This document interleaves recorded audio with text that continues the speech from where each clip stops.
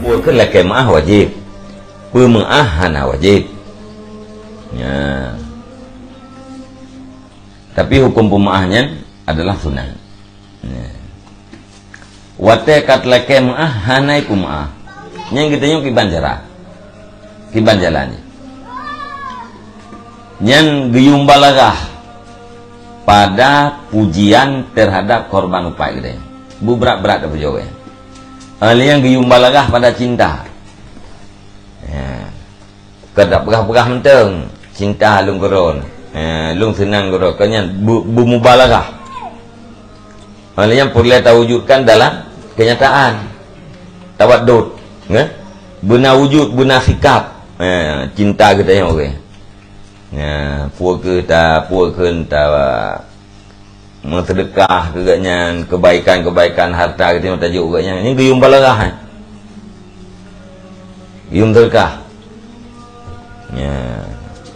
Mukarat had iblang ya, menyata pegah ta bantu iblangnya mungkin pemaah tu. Nyen buktikan, nyen tawaddud tu.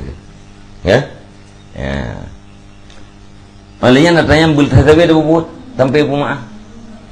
Nyana pagar tak ikat pagar, nyana peng tajuk peng.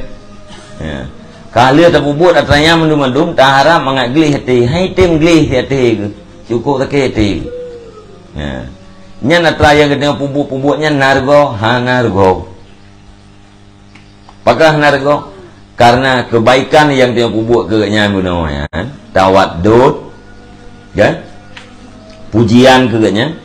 Yang dijadikan sebagai kebaikan terhadap kita oleh Allah Ta'ala, dengan kebaikannya akan memukabalah kejahatan upat. Ya, jadi kebaikan kita ya, mukabil terhadap kejahatan upat. Teori kiamat dengan buka menang apa? Ya, berarti nyawa ya Allah tangku tipulannya ipat lung yang ini pelumah hatanya kebaikannya oleh Allah Ta'ala. Ya, nya kapumahnya kebaikannya ya kekah. Tapi antara kejahatan upat dengan kebaikan puakeun mubalagah pada sanak bunuh dan waduknya tapi ya, sehingga pumah harus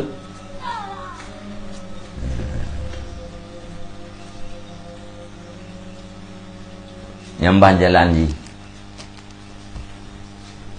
Yang ada bubuknya hanya ngengkau bala. Ngengkau balanya kan cok gelentau ke? Ya, kai dalim kah orangnya hotel lemdenya ngopat na gelentau cok. Ya, mana?